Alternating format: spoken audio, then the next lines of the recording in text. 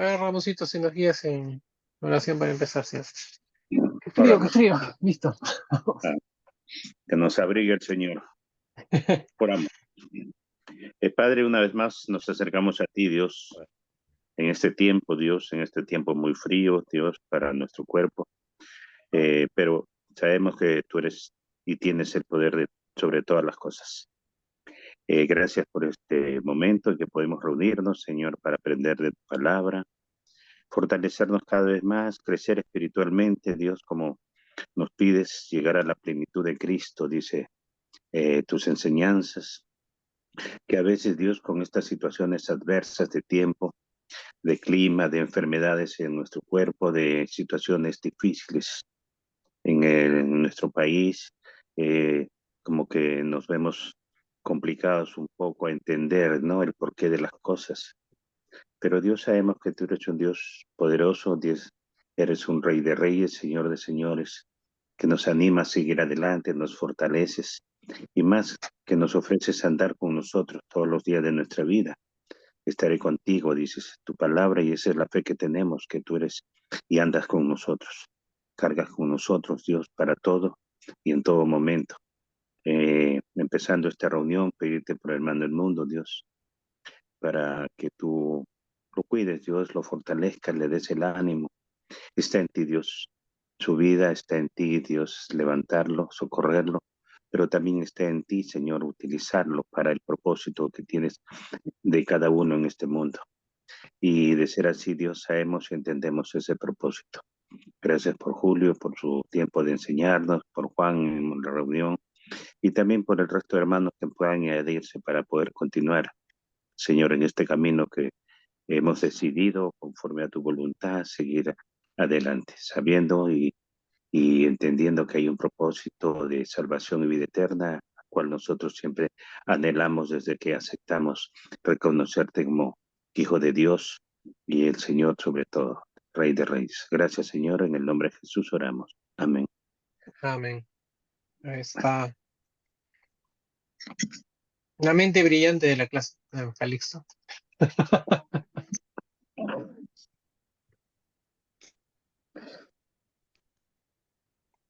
Bueno, hermanos, hoy toca a seguir con el capítulo 7 y vamos a ir, como ya también les comentaba, ir en bloques grandes, ¿no? Vamos a hacer hoy 12 versículos. Vamos a ir, son 12, a ver, 1, 2, 3, 4, 5, 6, 7, 8, 9, 10, sí, 12 versículos. Vamos a ir del 11 al 22 hoy. Entonces vamos a... Calixto, buenas noches. Noche, Manu. ¿Cómo Bendiciones. está? Justo vamos a empezar ahorita. Vamos a compartir pantalla. No quería entrar, quedaba vueltita ahí un redondo. Pero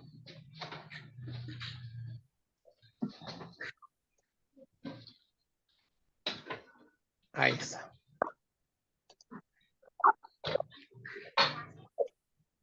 Entonces tenemos aquí el texto de Hebreos capítulo 7, versículos del 11 al 22. Nos acompañan cada uno con su Biblia y en Reina Valera Contemporánea dice lo siguiente. Si la perfección se alcanzara mediante el sacerdocio levítico, ya que bajo este el pueblo recibió la ley, ¿qué necesidad habría de que aún se levantara otro sacerdote según el orden de Melquisedec y no según el de Aarón? Porque al cambiar el sacerdocio también se tiene que cambiar la ley. Pero nuestro Señor, de quien la Escritura dice esto, era de otra tribu, de la cual nadie sirvió al altar. Es bien sabido que nuestro Señor procedía de la tribu de Judá, acerca de la cual Moisés no dijo nada en relación con el sacerdocio. Esto resulta más evidente si el nuevo sacerdote que se levanta es alguien semejante a Melquisedec. Pues no llegó a ser sacerdote por ceñirse a una ley meramente humana, sino por el poder de una vida indestructible.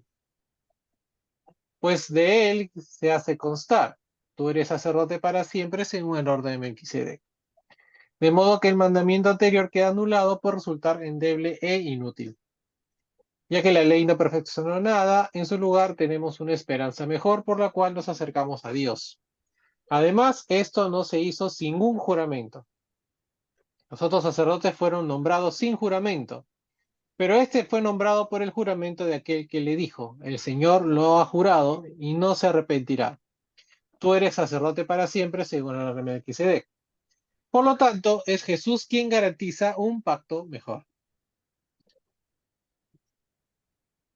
Reina Valera 60 dice, pues, si pues la perfección fuera por el sacerdocio levítico, porque bajo él recibió el pueblo la ley, ¿qué necesidad habría aún de que se levantase otro sacerdote según el orden de Melquisedec y que no fuese llamado según el orden de Aarón? Porque cambiar el sacerdocio necesario es que haya también un cambio de ley. Y aquel de quien se dice esto es de otra tribu de la cual nadie sirvió al altar. Porque manifiesto es de que nuestro Señor vino de la tribu de Judá, de la cual nada habló Moisés tocante al sacerdocio. Y esto es aún más manifiesto si a semejanza de Melquisedec se levanta un sacerdote distinto, no constituido conforme a la ley del mandamiento acerca de la descendencia, sino según el poder de una vida indestructible. Pues se da testimonio de él, tú eres sacerdote para siempre según el orden de Melquisedec. Queda pues abrogado el mandamiento anterior a causa de su debilidad e ineficacia. Pues nada perfeccionó la ley, y es de la introducción de una mejor esperanza la cual nos acerca a Dios. Y esto no fue hecho sin juramento, porque los otros ciertamente sin juramento fueron hechos sacerdotes, pero este por el juramento del que le dijo, juró el Señor y no se arrepentirá, tú eres sacerdote para siempre según el orden de Melquisedec. Por tanto, Jesús es hecho fiador de un mejor pacto. NBI. Si hubiera sido posible alcanzar la perfección mediante el sacerdocio levítico, pues bajo este se le dio la ley al pueblo, ¿qué necesidad habría de que más adelante surgiera otro sacerdote, según el orden de Melquisedec y no según el de Aarón? Pues cuando cambia el sacerdocio también tiene que cambiarse la ley. En efecto, Jesús, de quien se dice estas cosas, era de otra tribu, de la cual nadie se ha dedicado al servicio al altar. Es evidente que nuestro Señor procedía de la tribu de Judá, respecto a la cual nada dijo Moisés con relación al sacerdocio. Y lo que hemos dicho resulta aún más evidente si, a semejanza de Melquisedec, surge otro sacerdote que ha llegado a hacerlo, no conforme a un requisito legal respecto al linaje humano, sino conforme al poder de una vida indestructible. Pues de él se da testimonio. Tú eres sacerdote para siempre según el orden de Melquisedec. Por una parte, la ley anterior quedó anulada por ser inútil e ineficaz, pero ya que no perfeccionó nada. Por la otra, se introduce una esperanza mejor mediante la cual nos acercamos a Dios. Y no fue sin juramento. Los otros sacerdotes llegaron a hacerlo sin juramento, mientras que éste llegó a hacerlo con el juramento de aquel que le dijo, el Señor ha jurado y no cambiará de parecer. Tú eres sacerdote para siempre. Por tanto, Jesús ha llegado a ser el que garantiza un pacto superior. Aquí Melquisedec lo subió del 21, lo subió al versículo 1, al versículo 11, ¿no? Pero en esencia creo que es un poquito más claro en NBI. Vamos a la última versión que solemos usar, que es la Biblia de las Américas, que dice, ahora bien, si la perfección era por medio del sacerdocio levítico, pues sobre esa base recibió el pueblo la ley. ¿Qué necesidad habría de que se levantara otro sacerdote según el orden de Melquisedec y no designado según el orden de Aarón? Porque cuando se cambia el sacerdocio, necesariamente ocurre también un cambio de la ley. Pues aquel que de quien se dicen esas cosas pertenece a otra tribu, de la cual nadie ha servido en el altar. Porque es evidente que nuestro Señor descendió de Judá, una tribu de la cual Moisés no dijo nada tocante a sacerdotes. Y esto es aún más evidente si a semejanza de Melquisedec se levanta otro sacerdote que ha llegado a hacerlo no sobre la base de una ley de requisitos físicos, sino según el orden de una vida indestructible. Pues de él se da testimonio. Tú eres sacerdote para siempre según el orden de Melquisedec. Pues ciertamente quedó anulado el mandamiento anterior por ser débil e inútil. Pues la ley nada hizo perfecto. Y se introduce una mejor esperanza mediante la cual nos acercamos a Dios. Y por cuanto no fue un juramento. Y por cuanto no fue sin juramento, pues en verdad ellos llegaron a ser sacerdotes sin juramento, pero él, por un juramento del que le dijo, el Señor ha jurado y no cambiará, tú eres sacerdote para siempre. Por eso Jesús ha venido a ser fiador de un mejor pacto. Las Américas se parece un poquito al NBI, ¿no? Pero en esencia habla de que, ¿no? Cambio la ley, cambio el sistema sacerdotal, ¿no? En esto está girando este pasaje, ¿no? Bueno, dejamos de compartir y vamos a comentar un poco lo que acabamos de leer. Dejamos de compartir. Entonces tenemos que los versículos 11 y 12 nos hablan de una nueva ley, ¿no? El concepto en cuanto a que fuera cambiado el sacerdocio creó el gran antagonismo entre muchos judíos para con el cristianismo. Aceptar un cambio en cuanto a la ley que por mucho tiempo había reverenciado era más de lo que podían soportar, ¿no? El judío no hace nada sin la ley, ¿no? Solamente no cambia la ley, sino está cambiando también el sistema sacerdotal para el judío, ¿no? Para el judío que obviamente se convierte al cristianismo. El nuevo sacerdocio reemplazaría al viejo y proveería lo que el viejo no pudo proveer. ¿Qué es lo que no puede proveer el antiguo sacerdocio y ahora sí puede proveer el nuevo? Que es la perfección.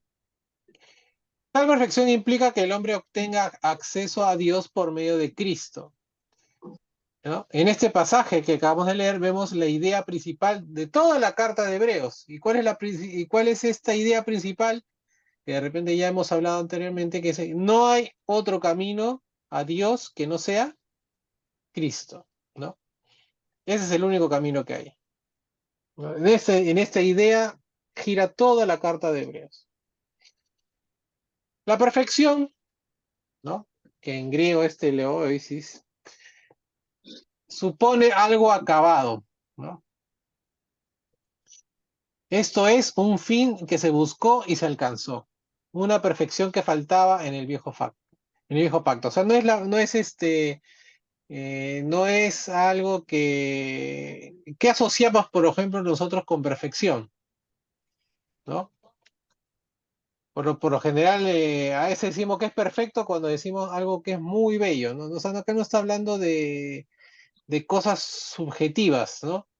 Acá la perfección es que algo que se anheló o algo que se buscó llegó a ser alcanzado, ¿no? Llegó a ser, eh, eh, ¿no? O sea, una meta llegó a ser alcanzada, un plan llegó a ser exitoso, ¿no?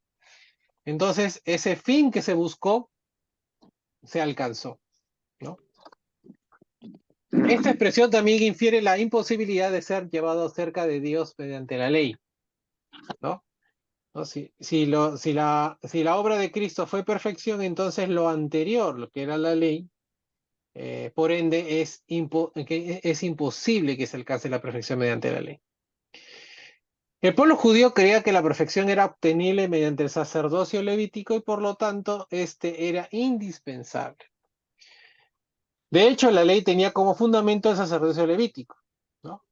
El texto de nuestro estudio demuestra que el pensamiento de ellos en cuanto al sistema de sacrificios del Antiguo Testamento estaba equivocado. Esto es, que no era posible que se diera ninguna remisión de pecados mediante el ofrecimiento de la sangre de los toros y de los machos cabríos realizados bajo la ley, ¿no? O sea,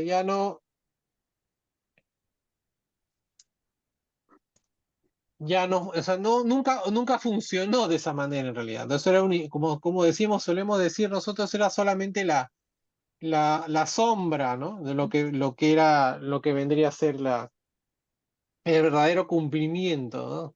El cumplimiento definitivo, ¿no? La perfección, ¿no? Perfección evidentemente no significa una perfección libre de pecado, ¿no? Ni la conquista total de todo deseo por pecar, ¿no? Viéndolo desde el punto de vista humano, ¿no? O sea, ¿no? Nosotros cuando nos bautizamos, somos adquirimos esa perfección, pero ¿nos libra eso del pecado de seguir pecando? No, ¿verdad? ¿no? Y nos quita el deseo de pecar, tampoco, ¿no? Entonces, ¿qué significa esta perfección? Esta perfección significa la absolución total de los pecados. Si la salvación hubiera estado disponible mediante el sistema levítico, entonces, ¿por qué habría dicho Dios en los días de David que surgiría otro linaje sacerdotal? ¿No? ¿Y dónde dijo esto Dios? En el Salmo 110, versículo 4. Eso demostraba la imperfección del sacerdocio judío. El concepto de un nuevo sacerdocio fue un golpe para la creencia principal del judaísmo. El pueblo había asumido que las leyes concernientes al sacerdocio tenían una validez eterna, ¿no? El pueblo judío. Pablo pensó de un modo similar con respecto a la ley, ¿no? Hay tantas similitudes en la carta de Hebreos con el pensamiento paulino, o sea, lo que suele decir Pablo en sus cartas, que por eso hay una buena, ¿no? Un grupo de personas que piensa que Hebreos es de autoría de Pablo, ¿no? Es una de las teorías que hablamos inclusive al principio de los estudios, ¿no? Pero es una teoría nada más, ¿no? O sea, en sí, que esté de acuerdo con Pablo, también Pedro estuvo de acuerdo con Pablo, y Juan, si leemos las cartas de Juan, también siente cierto, hay contenidos que están de acuerdo con Pablo, ¿no? Que Pablo fue más, fue el que más escribió, ¿no? Entonces, era imposible que no toque puntos en común, ¿no? Eh, entonces, Pablo pensó en forma similar con respecto a la ley, demostrando que ésta no podía dar vida, ¿no? Por ejemplo, habla de esto en Gálatas capítulo 3 versículo 21, ¿no? Eh, la ley no da vida, ¿no? No podemos alcanzar con la ley la vida eterna. De hecho, incluso las personas más justas de la historia de Israel no pudieron ser perfeccionadas por sí solas, ¿no? Entonces, Cristo es la única respuesta a este problema, ¿no? De alcanzar la perfección, ¿no? Hay un texto que me gustaría que leamos, si están con la Biblia, o yo lo voy a buscar primero. Romanos capítulo 7, versículos de 7 al 25. Con este tema de la salvación o cómo alcanzar la salvación, una carta muy importante es Romanos. ¿Alguien lo tiene ahí o lo leo yo? 7. A ver, capítulo 7, versículos del 7 al 25. Es larguito, pero es importante para que nos amplíe un poco el panorama. ¿Lo leo? Sí, sí, por supuesto. Romanos 7 del 7 al 25. Ujú. Dice, ¿concluiremos entonces que la ley es pecado? De ninguna manera. Sin embargo, de no haber sido por la ley, yo no hubiera conocido el pecado. Porque si la ley no dijere, no codiciarás, tampoco yo habría sabido lo que es codiciar. Pero el pecado se aprovecha del mandamiento y despierta en mí toda clase de codicia, porque sin la ley el pecado está muerto. En un tiempo yo vivía sin la ley, pero cuando vino el mandamiento, el pecado cobró vida y yo morí. Entonces me di cuenta de que el mismo mandamiento que debía darme vida me llevó a la muerte, porque el pecado se aprovechó del mandamiento y me engañó, y por medio de él me mató. ¿Podemos decir entonces que la ley es santa y que el mandamiento es santo, justo y bueno? Pero entonces, ¿lo que es bueno se convirtió en muerte para mí? De ninguna manera. Más bien el pecado, para demostrar que es pecado, produjo en mí la muerte por medio de lo que es bueno, a fin de que por medio del mandamiento llegara a ser extremadamente pecaminoso. Sabemos que la ley es espiritual, pero yo soy un simple ser carnal que ha sido vendido como esclavo al pecado. No entiendo por qué me pasa, pues no hago lo que quiero, sino lo que aborrezco. Y si hago lo que no quiero hacer, compruebo entonces que la ley es buena. De modo que no soy yo quien hace aquello, sino el pecado que habita en mí. Yo sé que en mí, esto es, en mi naturaleza humana, no habita el bien, porque el desear el bien está en mí, pero no el hacerlo. Porque no hago el bien porque quiero, sino el mal que no quiero. Y si hago lo que no quiero, yo no soy quien lo hace, sino el pecado que habita en mí. Entonces, aunque quiero hacer el bien, descubro esta ley que el mal está en mí, porque según el hombre interior me deleito en la ley de Dios. Pero encuentro que hay otra ley en mis miembros, la cual se revela contra la ley de mi mente y me tiene cautivo a la ley del pecado que está en mis miembros. Miserable de mí, ¿quién me librará de este cuerpo de muerte? Doy gracias a Dios por medio de nuestro Señor Jesucristo. Así que yo mismo, con la mente, sirvo a la ley de Dios, pero con la naturaleza humana, sirvo a la ley del pecado. Ujú. Entonces, acá nos dice el propósito actual de la ley, ¿no? Muchas veces decimos que, por poner un ejemplo, ¿no? Ponerlo simple, los niños tienen pecado, los niños, o sea,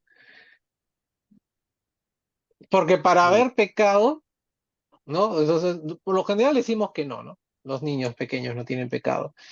Porque para decir eso, tendría que tener conciencia, ¿no? De que está haciendo algo malo, ¿no? ¿Lo entienden ese concepto? O sea, no, o sea, si uno ya empieza mentalmente a madurar y adquiere conciencia de lo que está bien y lo que está mal, entonces ahí hay pecado.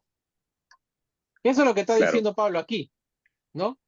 O sea, la ley que debió ser un conjunto de reglas para decir no hagas esto y al no hacerlo,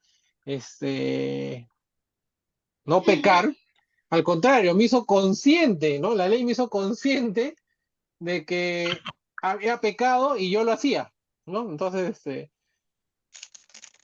vez de acercarme a Dios, la ley me alejaba de Dios, ¿no? Porque me hacía consciente, ¿no? Entonces, como todo, ¿no? En vez de hacer la naturaleza humana es, en vez de decir, bueno, voy a hacer lo bueno, por lo general hacemos lo malo, ¿no? Entonces, ¿No? hermano, ¿qué sucede? ¿Qué sucede con, por ejemplo, las tribus no contactadas, que no conocen de Ajá, ley? ajá. De pueblos, como por ejemplo, los incas conocían la ley de alguna u otra manera, pero había pueblos que no conocían la ley y aún sigue habiendo. Bueno, los incas no La, conocían la ley de Moisés no conocían. O sea, tenían estamos una ley. hablando. Claro, no, pero no es la ley, o sea, para hablar estrictamente de la ley, tiene que ser la ley en mayúsculas, la ley dada por Dios, ¿no? Escrita con su dedo. Esa es la ley de los 10 mandamientos. Esa ley. Ya, entonces, ¿qué Porque yo pasa por ya, sí, termina la pregunta, ahí te respondo. Ya sé más o menos por dónde van los tiros. escuché a varios predicadores, inclusive de la Iglesia de Cristo, que en este caso, ¿no? Esas personas serán juzgadas por sus hechos, por su conciencia, Sí, eso es algo correcto. así. Es correcto.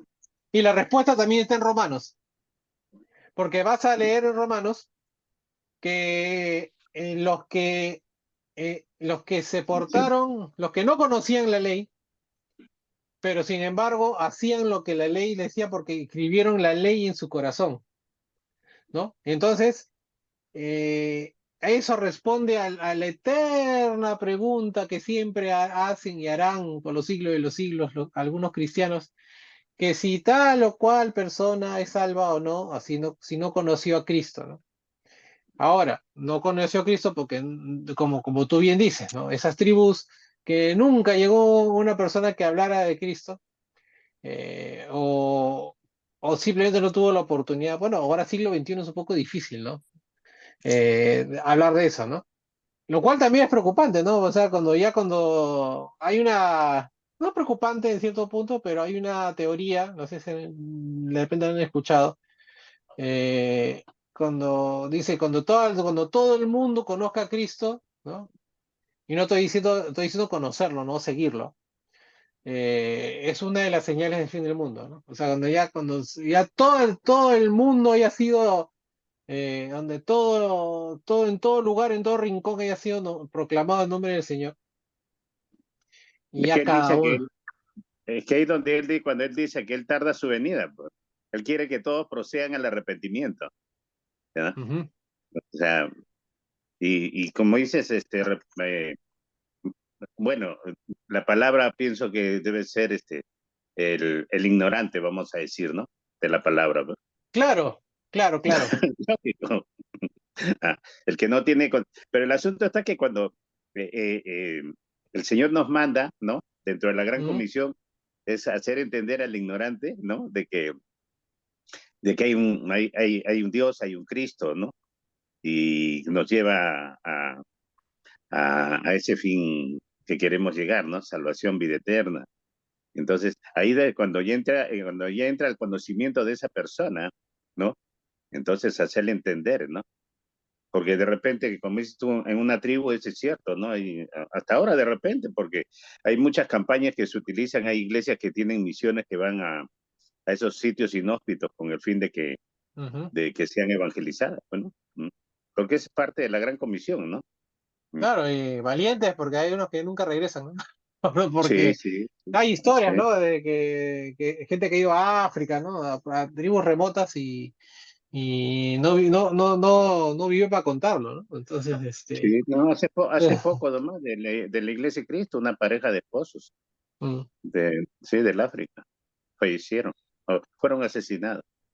Mm. entonces, Por eso, mm, ujú. Hermanos, Entonces, sí, sí, Calixto, dime. en ese caso, este texto también aplicaría, por ejemplo, para nuestros hermanos de las nominacionales y buenas personas que católicos en el sentido que no conocen muy bien la palabra, pero para nosotros sería más peligroso porque conocemos más, ¿me entiende? O eso es Claro, sea, cierto, sí, eso sí. es cierto. Peor, personas, por peor, ejemplo, peor castigo es como dicen el que peca a sabiendas y que el que peca por ignorancia, ¿no? Claro, Y de ese tipo de pecado hay muchos textos, ¿no? O sea, en este es caso, por más, ejemplo, el famoso texto del capítulo 6 que hemos leído, de 4 al 8, que dice, ¿no? Tú has disfrutado, ¿no? De las bendiciones, has vivido, sabes cómo, y encima entonces para ti no hay ninguna solución. en ese caso, hermano, de las nominacionales, los que tendrían la responsabilidad tremenda son sus pastores. Sí. claro, Y, eso y es nos- cierto. y el que predica, el que sale adelante en un púlpito, tiene que tener mucho cuidado con lo que dice y hace. Todos, Ujú. todos, Bueno, todos, pero mayor todos. responsabilidad.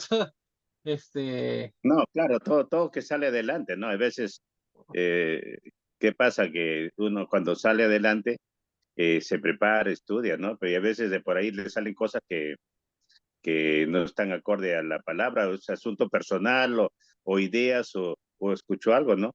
Me da un ejemplo, ¿no? O sea, una vez escuché en una iglesia que dejaron a cargo a un hermano y se puso a hablar de que Jesús se había enamorado de María, y se había ido a Europa, que lo había escuchado creo por internet y eso lo había anunciado. Te digo, ¿no? eso es como este libro, ¿cómo se llama este libro? El Código Da Vinci. También, pero, sí, lo leen y eso lo dicen, pues, ¿no? Porque No, ya creen que no, pero esto pasó, ¿no? Dice, entonces, sí, sí, por eso ese es el eh, error a veces que, o sea, la base única para poder pararse adelante es la Biblia y explicar o hablar lo que dice la Biblia. ujú. Tengan en cuenta, hermanos, que vivimos en la época de la posverdad, ¿no? Entonces, la gente no quiere, ¿no? O sea, toma los datos, pero sin verificarlos y los da como ciertos, ¿no? Sí, Entonces, es muy fácil soltar un disque hecho, ¿no? Y la gente lo agarrará como cierto y no importa, y no importa verificar, ¿no? Si este dato es cierto o no, ¿no? Entonces, eso es un problema. Ese es un problema que tenemos nosotros en cuanto a la predicación, ¿no? Porque van a surgir miles de peros, pero yo he visto, o me han contado, o a mí me enseñaron ¿no? Entonces, yo recuerdo mucho ese tema, no de uno que podría ser un ejemplo parcial de lo que estoy diciendo, cuando uno va a un seminario interdenominacional y el bautista, ¿no? Que es muy, muy, muy calvinista en la mayoría de casos, ¿no? Entonces, pero Calvino dijo y Calvino dijo, ¿no? Mm, Entonces, quebrar el sistema de pensamiento, ¿no? Del Calvino, pero ¿qué dice la Biblia? No, pero claro. eso rompe el sistema, eso con lo que la teología que Calvino propuso, ¿no? Que otros, propusieron, ¿no? Entonces, ¿no? Va a romper con eso un poco, ¿no? Romper con eso, ¿no? Y romper con los dichos y las cosas que uno tiene en la cabeza, ¿no? Eh, ese es el reto de nosotros, ¿no? Como los que llevan la palabra de Dios, ¿no? Hay que ir a leer la Biblia y sin pretensiones, como le decía la semana pasada, ¿no? Nosotros hemos escuchado toda la vida, y yo lo he escuchado toda la vida, y es más, lo tomé como aceptado para mí, de que Melquisedec era un tipo de Cristo, ¿no? Pero también hay teólogos, y también tiene la razón, que no podemos lanzarnos, decir que es un tipo de Cristo, o Cristo, o de frente algunos dicen que es Cristo en el Antiguo Testamento, cuando parecido no es lo mismo, ¿no? Y el texto en Hebreos dice es semejante, ¿no? Y como le decía la semana pasada, semejante no es lo mismo, ¿no? Porque vamos a ver más adelante, por ejemplo, ¿no? Juan el Bautista era Elías. Teológicamente hablando, podemos decir que no, porque nadie, ¿no? Porque justamente Hebreos dice, solamente se vive, como solamente está una sola vida y de ahí el juicio, ¿no? Eso lo tenemos claro nosotros. O sea, nosotros no creemos en la reencarnación ni que uno regresa en otro cuerpo, no, ¿no? Porque la Biblia lo dice así, ¿no? Pero decimos que es un tipo de Elías, ¿no? Entonces, claro, entonces, y retomamos al texto de Hebreos que dice, semejante no es, o sea, es semejante y semejante no es lo mismo, ¿no? Bueno, seguimos entonces hablando un poco de la ley. Entonces, en la ley no había una solución para este problema, ¿no? Pues su peso estaba produciendo una conciencia de pecado, ¿no? Como hemos leído en Romanos, ¿no? La ley me hace consciente del pecado, ¿no? Ese era el dilema de Pablo, ¿no? O sea, la ley en vez de decirme no hagas, me hizo consciente de que era de repente, ¿no?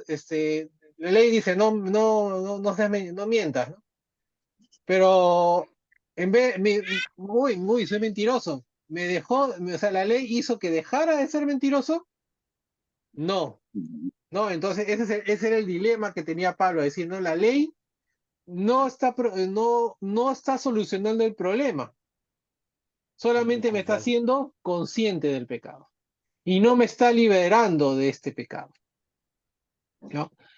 Entonces, debido a que el sacerdocio levítico era inseparable de la ley mosaica, no podía cambiarse no podía cambiar uno sin afectar drásticamente al otro, ¿no? El sacerdocio era necesario para la ley, ¿no? Y la ley no podía funcionar sin eso, sin el sacerdocio. De hecho, la ley había sido dada sobre la base del sacerdocio levítico, pues el sacerdocio fue establecido antes de que se diera la ley en el monte Sinaí, ¿no? Claro, ¿Se recuerdan esa escena de Éxodo? El sacerdocio se dio antes de la ley. Mm, ¿Sí? ¿Se recuerdan o no? Pues Moisés hizo un altar, ¿no? Antes de subir a recibir las tablas, ¿no? O sea, lo ritual, el sacerdocio, nació antes de la empezaba, ley. Claro. claro. Ajá. Entonces, Entonces, ese punto es interesante. O sea, los rituales sacerdocio nació antes de la ley. El sacerdocio levítico, ¿no?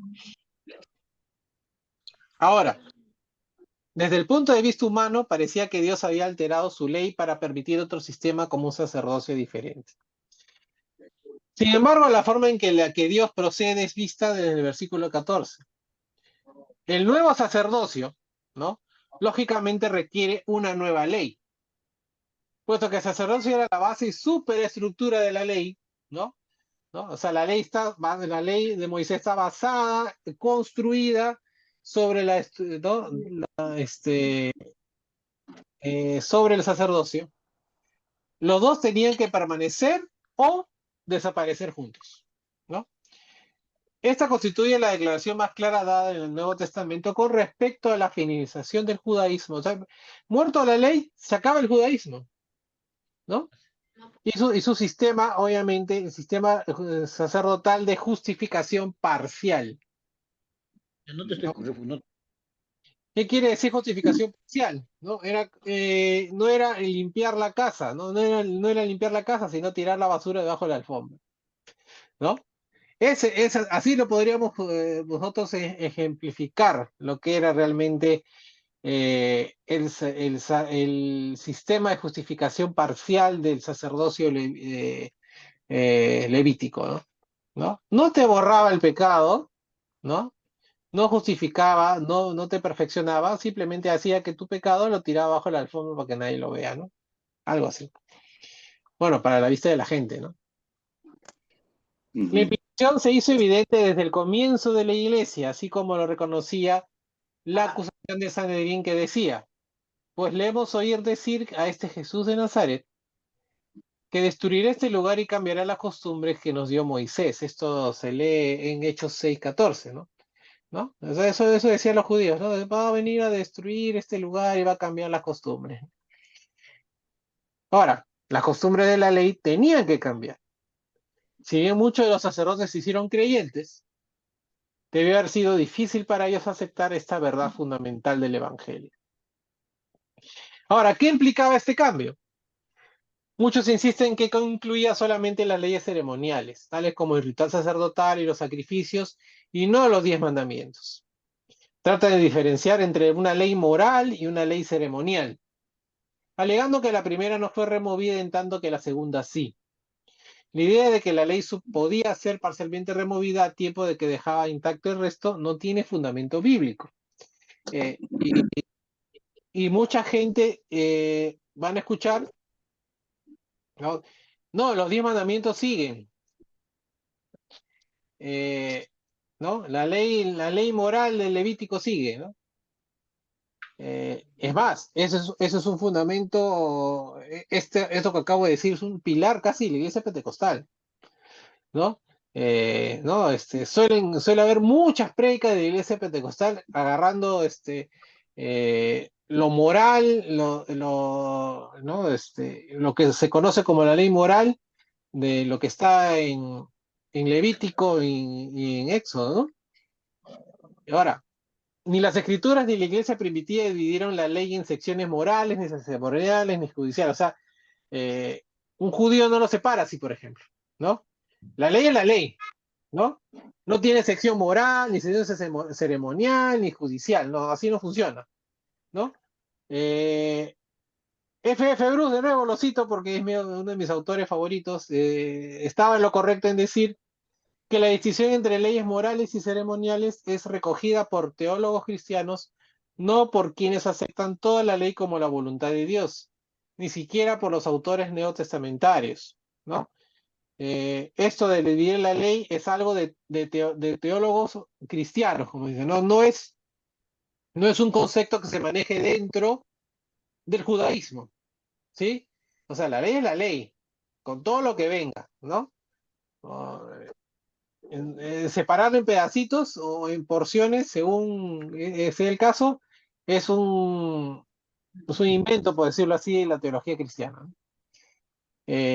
No porque sea así, sino pues como digo, a veces el esfuerzo, el querer hacer más simples las cosas, a veces termina generando errores de percepción o de estudio de las personas, ¿no? Ya que ni siquiera los autores neotestamentarios lo ven así. Ahora, a veces las escrituras incluso se refieren a salmos como parte de la ley, ¿no? Algunas partes de la ley podían correctamente ser clasificadas como ceremoniales, sin embargo, nadie puede alegar que solamente esas partes fueran abolidas, mientras que el resto no lo fue. En ninguna parte de esta carta de Hebreos existe la mínima sugerencia de algún significado para la expresión la ley, que la distinga de la ley de Moisés en general, ¿no? El cambio de la ley indudablemente entonces se refería a todo el sistema mosaico, completo, ¿no? Entonces, en el versículo 12, hace tres declaraciones en cuanto a que la ley fue puesta a un lado o removida en Cristo. Pablo argumentó en Romanos 7 que los judíos cristianos fueron hechos libres de la ley y que habían muerto a la ley, incluyendo la ley contra la codicia, ¿no? Esta ley en particular es más moral que ceremonial, era parte indisputable de los 10 mandamientos, ¿no? Pablo incluyó el día del reposo entre las cosas que la ley de Cristo clavó en su cruz, ¿no? O sea, ya no había día del reposo. El ministerio de muerte incluía los mandamientos escritos en piedra, ¿no? Como podemos leer en 2 Corintios capítulo 3, versículos del 1 al 11. Toda la ley fue removida cuando Jesús la cumplió al guardar apropiadamente todos los requisitos según la letra y el espíritu de la misma, ¿no? Cristo cumplió la ley, ¿no? Y eso, entonces él ya cumplió la ley y nosotros somos exentos, ¿no? Ya no somos, no tenemos que cumplir la ley porque ya hay alguien que cumplió en perfección la ley. Entonces, cuando hablamos, de nuevo tomamos el tema de la perfección, ¿no? ¿Por qué hablamos de perfección? Porque eso que tenía que cumplirse por la ley, que era la muerte, ¿no? El pago del pecado era la muerte, y que lo que dice la ley, Jesús lo cumplió a cabalidad, ¿no? Entonces podemos decir entonces que el sacerdocio, por ende, podemos decir que el sacerdocio de Jesucristo es perfecto, ¿no? Versículos 3 y 14 nos habla de un nuevo orden, ¿no? Los fariseos y los judaizantes tuvieron que haber alegado que Jesús no podía ser un sacrificio por el pecado ni un sacerdote que realizara sacrificios porque era de la tribu equivocada, ¿no? Solamente hombres de la tribu de Leví podían servir como sacerdotes bajo el código mosaico, y nadie más que la familia de Aarón podría servir como sumos sacerdotes. Era del conocimiento común que Jesús era de la tribu de Judá, ¿no? La cual era la tribu real, no la sacerdotal. Entonces, antes de la destrucción del templo, tales registros estuvieron disponibles para todos, y los adversarios judíos no lo podían refutar. Entonces podemos asumir que no se hizo ningún intento para refutar la ascendencia davídica de Jesús en el siglo I. No, ¿por qué? Porque eso es todo lo que se menciona, las cronologías, por ejemplo, todo eso era perfectamente corroborable antes de la destrucción del templo. O sea, de todo eso había registros, ¿no? Es como decir, ahora vamos a registro civil a ver nuestra partida de nacimiento, ¿no? Todo eso estaba registrado. En Mateo 2, 5, 6 insinúa esta ascendencia en demostrar que Jesús había de nacer en Belén, la ciudad de David, ¿no? La genealogía de Lucas 3, 23 a 31 y Mateo 1, 6 al 16 muestran que era hijo de David, y Apocalipsis 5, versículo 5, capítulo 5, versículo 5 afirma que él era de la raíz de David, ¿no? Mateo parece insinuar que era el hijo adoptado de José, mientras que Lucas como ya es sabido por todos nosotros, era del linaje a través de María. Por eso, por eso es la diferencia, ¿no? José es a veces llamado el padre adoptivo de Jesús, por eso que a los José se le dice Pepe, ¿no? ¿Saben eso, no, verdad? El pater portativis, ¿no? ¿Sabes? El padre adoptivo, ¿no? El padre por eso que a los José se le dice Pepe, ¿no? Sin embargo, es más probable que Jesús fuera considerado como el hijo adoptado de José por todo lo que conocía en la historia de María. Indudablemente José sintió el orgullo especial por ser el padre adoptivo de Jesús. Sin embargo, la sentencia real estaba insinuada en el título Hijo de David, ¿no? La frase que encontramos en el versículo 14, es bien sabido que, en Reina Valera Contemporánea dice, es bien sabido que, quiere decir que es perfectamente evidente o que todos saben, ¿no? Puede que este pasaje haya una alusión a las profecías sobre una vara del tronco de Isaí, dicha por Isaías, ¿no? O a la idea del renuevo justo de David que menciona Jeremías, que Dios levantaría. Consecuentemente, la afirmación de que nuestro Señor se ha levantado de Judá conlleva una connotación que es claramente mesiánica. Puesto que todo el argumento aquí se basa en un orden sacerdotal diferente indicado por Salmo 110.4, ¿no? Que habla justamente de sacerdote para siempre según el orden de Melquisedec. El que llevó a cabo esa predicción también es el Salmo 110.1, que fue invitado a sentarse a la diestra de Dios. La genialidad del argumento de este autor, ¿no? Demuestra adecuadamente que las credenciales sacerdotales de Jesús estaban establecidas, ¿no? O sea, no era necesario entonces que el sacerdote fuera de la tribu de Leví, ¿no? La razón por la que se da para decir que Jesús no podía ser sacerdote bajo el viejo pacto era que Moisés nada habló con respecto a sacerdotes procedentes de Judá. El autor demostró de esta manera que en cuanto al silencio de Dios no podemos hacer suposiciones diciendo, Dios no dijo, no consigan sacerdotes que vengan de Judá. Sin embargo, ciertamente obviará la relación tribal y le dará un trato especial a su hijo. Lo hará sacerdote pese a que no es de la tribu sacerdotal de vida. Jesús no era levita, sin embargo, habiendo cumplido con la ley, no está sujeto al viejo ritual, ¿no? Cumplió la ley y no está sujeto ya entonces a la ley. Versículos 15 al 17 habla de una vida nueva. Entonces, ¿qué es aún más manifiesto que en el versículo 15? La referencia es a toda premisa que en los versículos del 11 al 22 que puede ser resumida de la siguiente manera.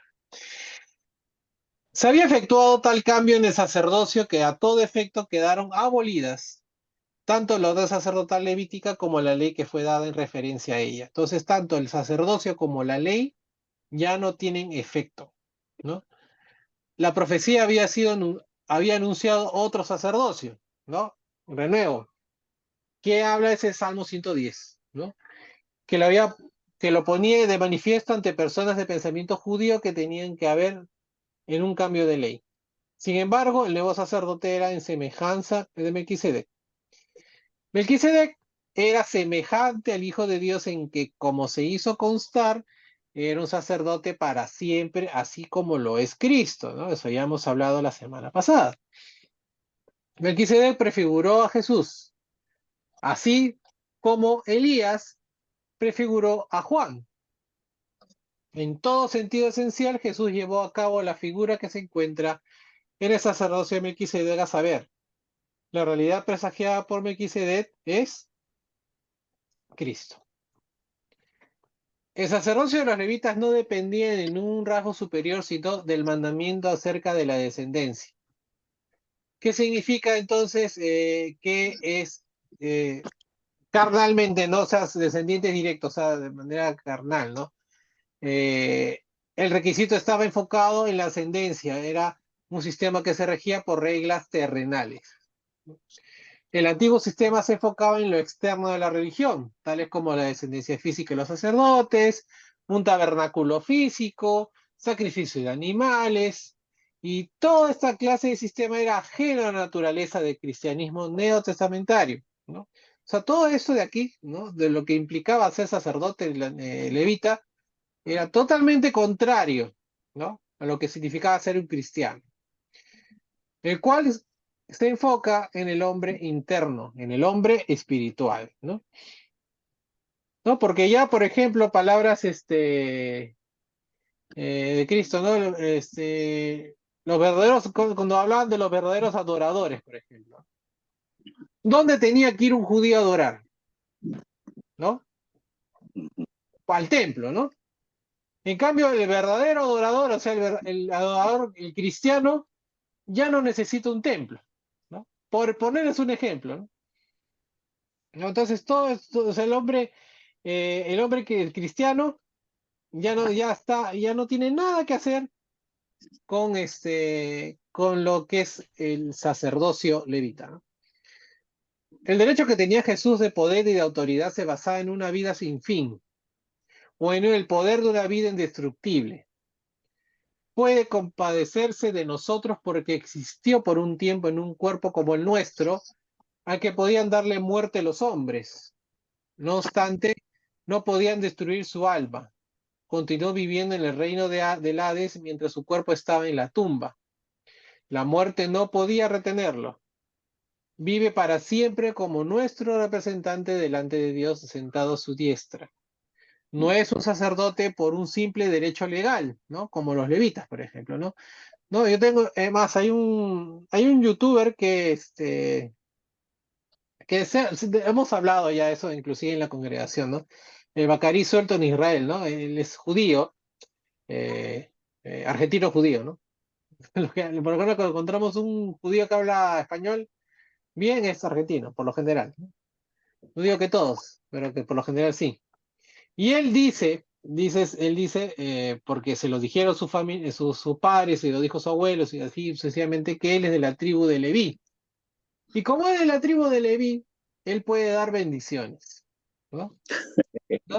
Eso es lo que dice él, ¿no? Él puede dar, te Ya. puedo dar bendición porque yo estoy autorizado por sangre a dar bendiciones porque yo soy de la tribu de Leví, ¿no?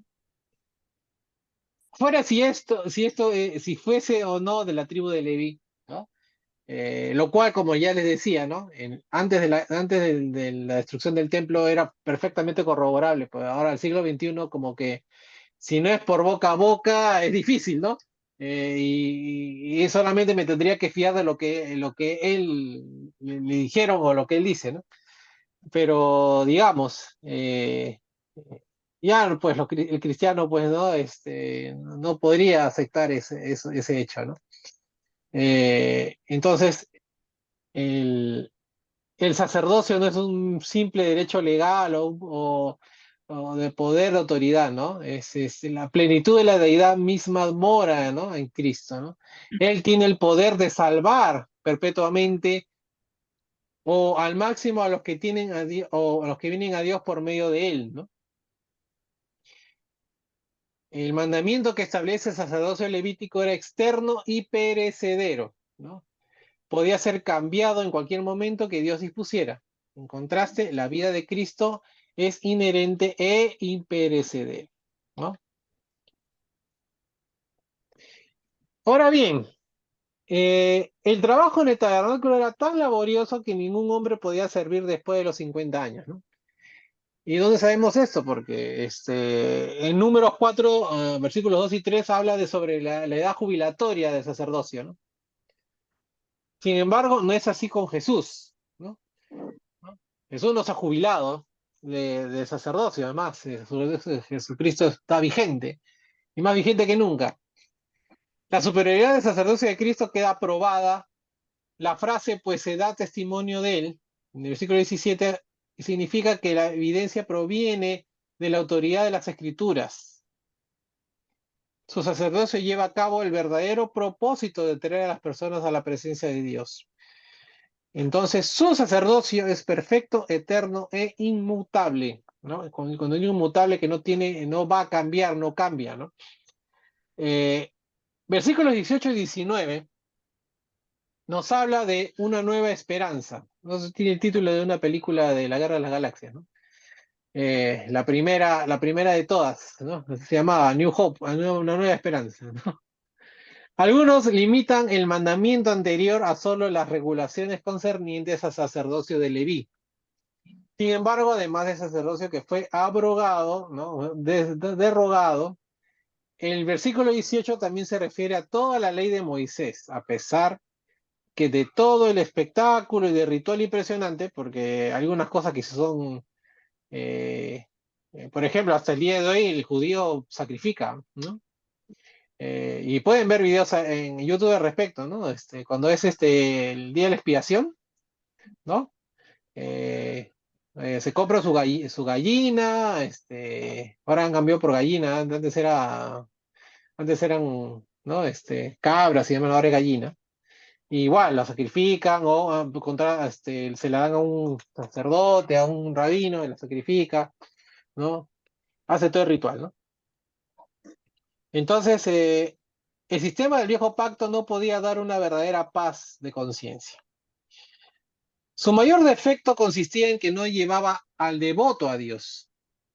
El propósito claro de la ley consistía en enseñar contra el pecado y colocar a las personas en dirección a Cristo. La ley fue añadida a causa de las transgresiones y cumplió con el propósito de mostrar la naturaleza del pecado en contraste con la santidad de ella. La ley fue perfecta en sí misma y llevó exitosamente a los judíos a conocer el pecado. Sin embargo, era débil por la carne. No podía capacitar al hombre para que venciera el pecado ni liberarlo de este pecado. Diferencia de nosotros que tenemos en el nuevo sacerdocio, ¿no? El cristiano tiene la guía, ¿no? Del Espíritu Santo, que es el que ayuda a vencer y liberarnos, ¿no? Renovando nuestro corazón y nuestra mente a lo largo del tiempo, con el ejercicio justamente de vivir, ¿no? De ejercitarnos, de vivir la vida cristiana, de liberarnos de nuestra vida del pecado, ¿no? La victoria sobre el pecado y la libertad del mismo vienen solamente por medio de Cristo, no por medio de la ley. En otras palabras, nada perfeccionó la ley. En sí misma era perfecta, sin embargo, no podían compensar por las deficiencias del hombre debido a que no proveían una expiación completa por el pecado. La esperanza en el viejo pacto difícilmente se compara con la del nuevo. Bajo el viejo pacto, las personas solamente podían anhelar una venida del Redentor. Bajo el nuevo pacto podemos mirar atrás a lo que ha sido hecho en nuestro beneficio y regocijarnos. Si la ley hubiera podido dar vida o hacer perfecto a los pecadores, entonces Cristo habría muerto sin sentido. Una ley consiste de mandamientos, los cuales no pueden inspirarnos ni motivarnos adecuadamente a vivir por encima del pecado. Estoy dando con palo a la ley, ¿no? Pero es lo que es la interpretación que debemos dar, ¿no? La ley, bajo la ley, cuando un adorador venía con su ofrenda, ¿no? Vamos a ponernos esta escena, ¿no? Un adorador bajo la ley venía con su ofrenda teniendo un corazón arrepentido y confiado. Dios, de una forma misericordiosa, la miraría como apuntando a la muerte de Jesús, y el acto de fe del creyente como el de Abraham sería contado como justicia, ¿no? El Antiguo Testamento decía claramente que el sacrificio por sí solo era inadecuado, ¿no? Pero ¿dónde vemos esto? ¿No? Bueno, si quieren, está en Salmo 51, 16 y 17, también habla de esto Amós en el capítulo 5, ¿sí? Solamente una persona cuyo pecado es cubierto puede ser verdaderamente bendecida. Salmos 32, 1, 2. Los que fueron perfeccionados bajo el viejo pacto alcanzaron esta meta solamente a futuro, puesto que Cristo tenía que morir por ellos para que fueran redimidos. Cuando leemos en las escrituras acerca de personas del Antiguo Testamento que fueron salvas, ¿no? Tenemos que darnos cuenta que fueron salvos por gracia mediante la fe y no por una perfección personal ni por obras meritorias de justicia, ¿no? Ejemplo, la fe de Abraham le fue contada como justicia. igual modo será para todos los que fueron salvos bajo la ley, ¿no? O sea, lo que estamos diciendo aquí, la ley no te hacía salvo, ¿no? La fe, ¿no? Y la fe que implica obediencia a Dios, eso es lo que te salvaba, no la ley, ¿no? Por eso que se dice, por eso que encontramos en las escrituras que lo que le contó como justicia a Abraham fue su fe, ¿no? No la obediencia a la ley. Es más, Abraham es antes de la ley, o sea, antes de Moisés, ¿no? La ley entonces es llamada nuestro ayo, ¿no? ¿No? En Gálatas 3:24, ¿no? Literalmente la palabra se refiere a siervo o esclavo que lleva a un niño a su tutor, ¿no? La ley sigue siendo el pedagogo, o sea, lo que nos lleva a Cristo, ¿no? ¿Por qué? Porque nos reconocemos pecadores. La ley sirve para reconocer el pecado, al fin y al cabo, ¿no? Lo mismo que nuestro antiguo hombre nos lleva a nosotros a tener misericordia del hombre pecador, ¿sí? O sea, nos muestra, nos pinta de cuerpo entero la ley, pero no nos salva, ¿no? Entonces, al sabernos pecadores, ¿no? Nos lleva, entonces nosotros nos deberíamos ir a Cristo a borrar ese pecado, ¿no? En vista que el nuevo pacto puede limpiar el corazón del pecado, ¿no? Ahora sí, ¿no? Ahora sí, con el nuevo pacto somos limpios del pecado, podemos entonces acercarnos a Dios, ¿no? Los sacerdotes del Antiguo Testamento se acercaban a Dios cuando entraban en el santuario.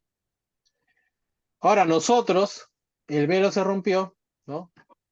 Mediante Cristo tenemos acceso directo al Padre. Nosotros lo hacemos cada vez que oramos o adoramos, ¿no?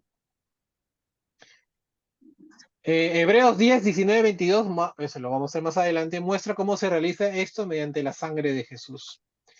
El sacrificio de su sangre en realidad validó los sacrificios antiguos testamentarios y Cristo como nuestro sumo sacerdote trajo una mejor esperanza por la cual nos acercamos a Dios. De hecho, Cristo es nuestra esperanza, ¿no? ¿No? Como leemos en 1 de Timoteo. El enfoque en Hebreos entonces está puesto en lo que Cristo tiene por nosotros mediante su sacrificio sacerdotal. La esperanza constituye una característica principal de la carta, ¿no? Hemos visto eso en el capítulo 3, lo hemos visto en el capítulo 6, vamos a verlo más adelante, capítulo 18, 19, estamos viendo el capítulo 7 y lo vamos a ver más adelante en el capítulo 10. La paz que se encuentra en Jesús cuando nos acercamos a Dios no la poseen quienes no han sido justificados por la fe, ¿no? O sea, cuando ustedes les hablan de paz, ¿no? ¿Cómo no? Esa paz que nosotros sentimos cuando nos acercamos a Dios, no tienen ni la más mínima idea quienes no son de la fe, ¿no? La fe en Cristo nos limpia de nuestros pecados cuando lo obedecemos en el bautismo. Solo los que son limpios de esta forma serán liberados de una mala conciencia y podrán venir confiadamente al trono de la gracia, ¿no? Esto nos hace inmunes a no pecar. Evidentemente hemos visto que no, ¿no? Para terminar, hermanos, ya este pasaje, los últimos versículos a analizar serían del 20 al 22. El texto nos habla de un nuevo pacto. Entonces, ¿por qué es el sacerdocio de Cristo superior al sacerdocio levítico? ¿No? La pregunta que nos haríamos al final de todo esto. Esta sección, estos versículos contestan esta pregunta y como respuesta tenemos la mayor parte del material central del libro, ¿no? O sea, esto es lo que vamos a leer del 20 al 22, es una de las ideas centrales del libro. ¿Cómo nos interesa esto a nosotros, los cristianos del siglo XXI, a nosotros hoy? Nos interesa y sí, mucho, porque los que están fuera de Cristo están perdidos para siempre. Los que aún siguen en sus pecados no pueden ir a donde está Cristo. Solamente la obra de Cristo como sumo sacerdote puede resolver este problema. Dios garantizó un mejor pacto y lo hizo con un juramento. Dios rara vez usó un juramento para mostrar la certeza e inmutabilidad de los jurados.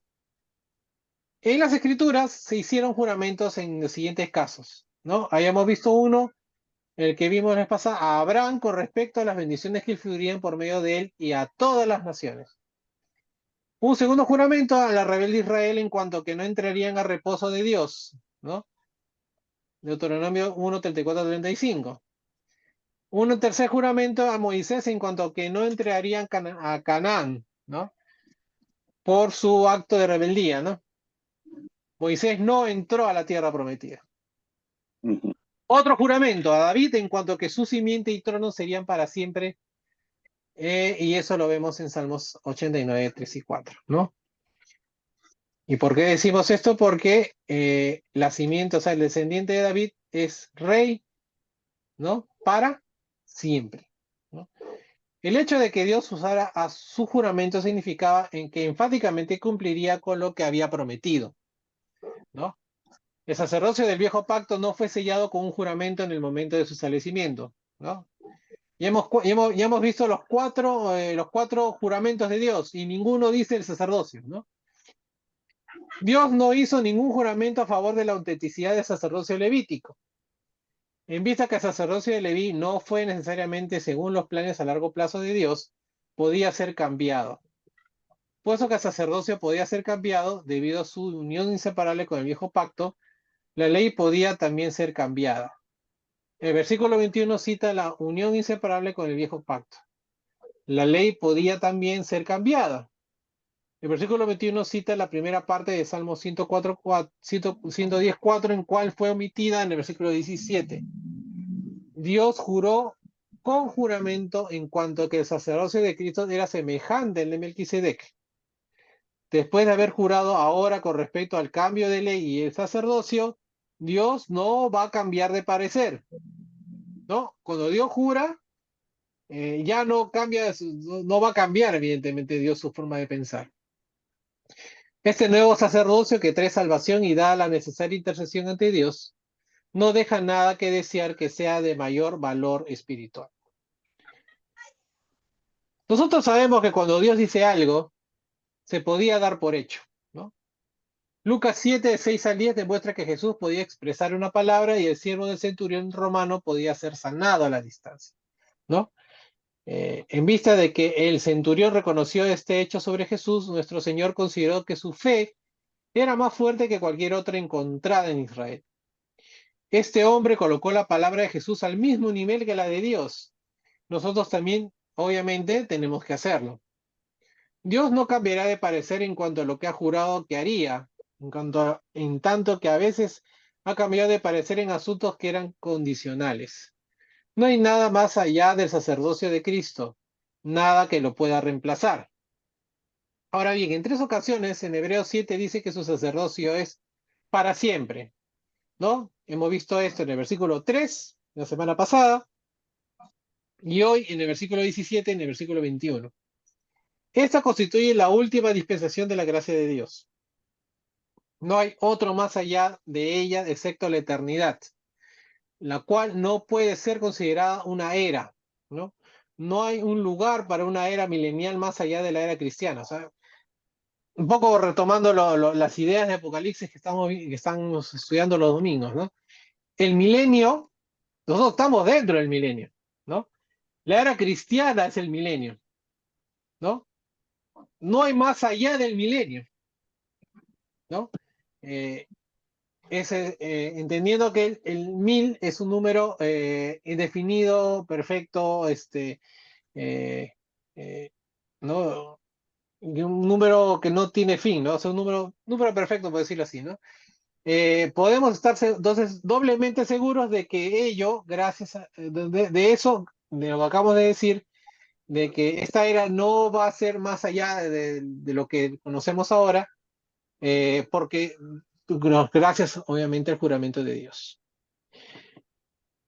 Una parte del tema de Hebreos es visto también en 7:22, a saber, Jesús es fiador de un mejor pacto. La palabra fiador no se encuentra en ninguna otra parte del Nuevo Testamento. La palabra fue usada en documentos legales antiguos con el sentido de una promesa o con referencia a una fianza o alguno que pagaba la fianza, ¿no? También fue usada para referirse a la seguridad dada por la dote de una hija y matrimonio arreglado. En griego clásico, eugos, ¿no? De la cual sale la palabra fianza, fiador, era una persona que garantizaba que un compromiso legal fuera llevado a cabo, ¿no? Mediante su muerte y resurrección, entonces, Jesús ha garantizado nuestro total perdón y eterna salvación. Nuestra salvación es asegurada en Cristo y por medio de Él es nuestra seguridad. Podemos saber que somos redimidos porque Cristo pagó por nosotros el costo de la redención. Nuestra confianza en este asunto es mediante la fe. Sin embargo, la garantía inicial fue provista mediante el juramento de Dios. Es probable que la declaración en cuanto a que los cristianos tienen una garantía en Cristo refleje el interés del autor de que los miembros de la comunidad hebrea podrían regresar a algo menos, ¿no? O retroceder, ¿no? Este era el problema que se presenta en esta carta, ¿no? De los judíos cristianos que quieren regresar al antiguo, ¿no? Al antiguo pacto, ¿no? Eso quiere decir a la ley, ¿no? Que ofrecía mucho menos seguridad y que era inútil para obtener la salvación. Cristo entonces se convirtió en el fiador de un mejor pacto. La palabra pacto, diateque, en griego, se usa en este pasaje por primera vez en la carta, ¿no? Sin embargo, tiene una participación especial en el siguiente análisis. Hebreos ha sido llamado la epístola del pacto. El texto lanza una indirecta a lo que viene luego en los siguientes 2 capítulos, ¿no? Y deja de hablar de ello. Ciertamente es mejor, este pacto es mejor, lo cual constituye una idea clave en Hebreos, que usa la palabra 13 veces de las 16 ocasiones encontradas en el Nuevo Testamento. No, la palabra pacto en el Nuevo Testamento aparece 16 veces, ¿no? Y 13 veces aparece en Hebreos, ¿no? El mejor pacto, por ende, por lógica, es mejor es mejor que el antiguo, entonces el nuevo pacto es el mejor pacto, ¿no? Hasta ahí lo que yo pueda decirles de análisis de esta carta, ¿no? De este pasaje. ¿Algún comentario, hermanos, que quieran hacer? Sé que ha sido de repente un poco denso. Si se han perdido en algún lado, me dicen. Podemos retomar lo que hemos visto. Espero que hayan estado tomando nota. Respecto al sacerdocio levita, Sí. el sacerdocio levita tan solo, digamos, era un tipo o una copia, porque el sacerdocio espiritual ya existía, ¿no? Desde el principio, dado con Dios y el tabernáculo. Uh-huh. Entonces, y el problema es el pueblo judío hoy en día, ¿no? Que ellos esperan un sacerdote, no de la tribu de Judá, o no un sacerdote como el tipo de Cristo, sino se esperan un sacerdote un sacerdote de origen levita. Y nosotros sabemos que nuestro sacerdote, Jesús, viene de la tribu de Judá, y es por eso que su negación también a Cristo en este tiempo, ¿no? Y ese es un problema para los judíos y quizás para muchas personas. Por ejemplo, si nosotros podemos ver en las nominacionales, siempre buscan la ley, pero que les favorece a ellos, más no la ley dada, la de Cristo. El caso del diezmo, ¿no? Uh-huh. Que el diezmo lo pone por su beneficio.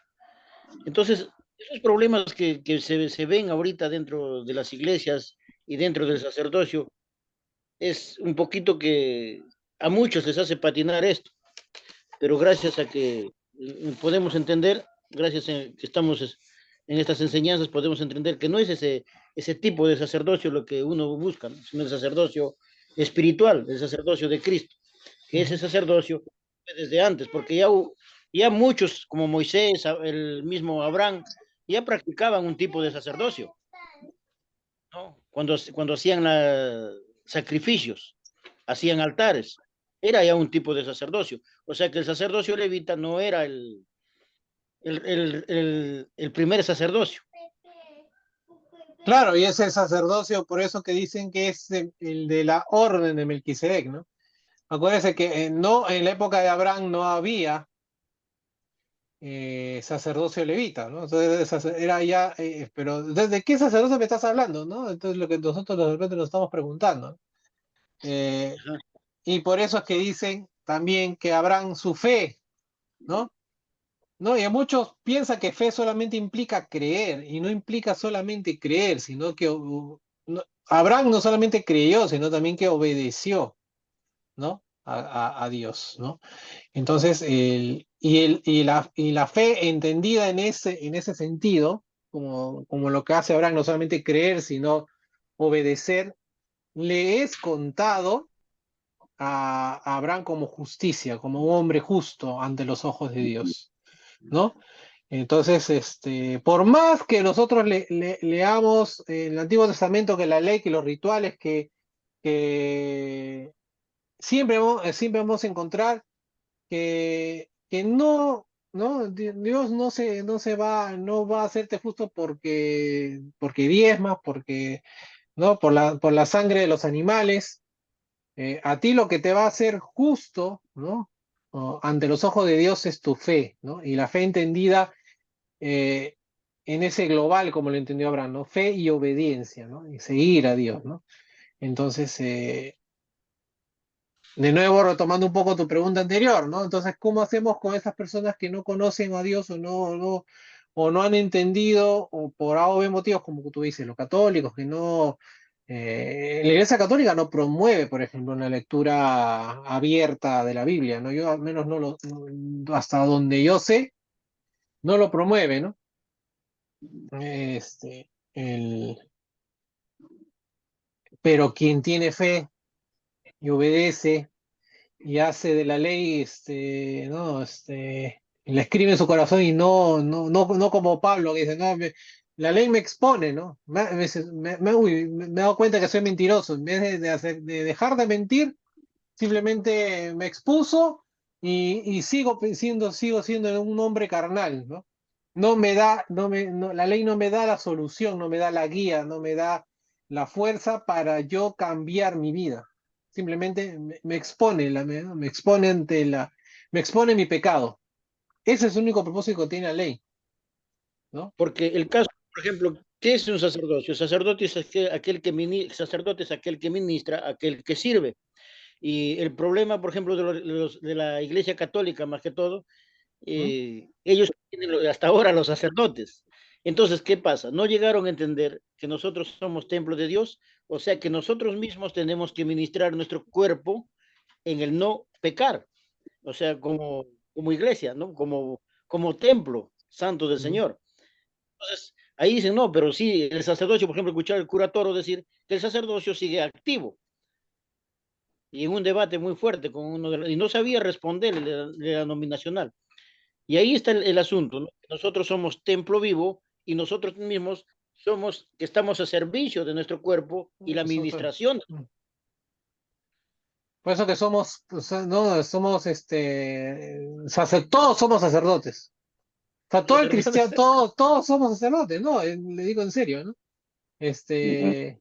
Y es bíblico lo que estoy diciendo. Todo cristiano es sacerdote, ¿no? Porque cada uno, pues, tiene, como dice, gracias al sacrificio de Cristo, todos tenemos acceso Adiós. directo al Padre, ¿no? Así es.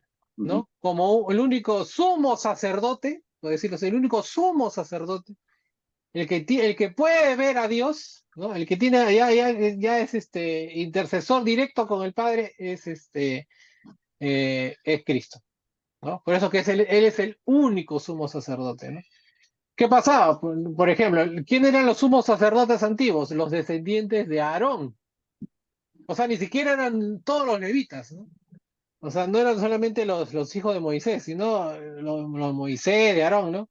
Solamente los de Aarón, ¿no? Y recordemos que dos de ellos murieron, ¿no?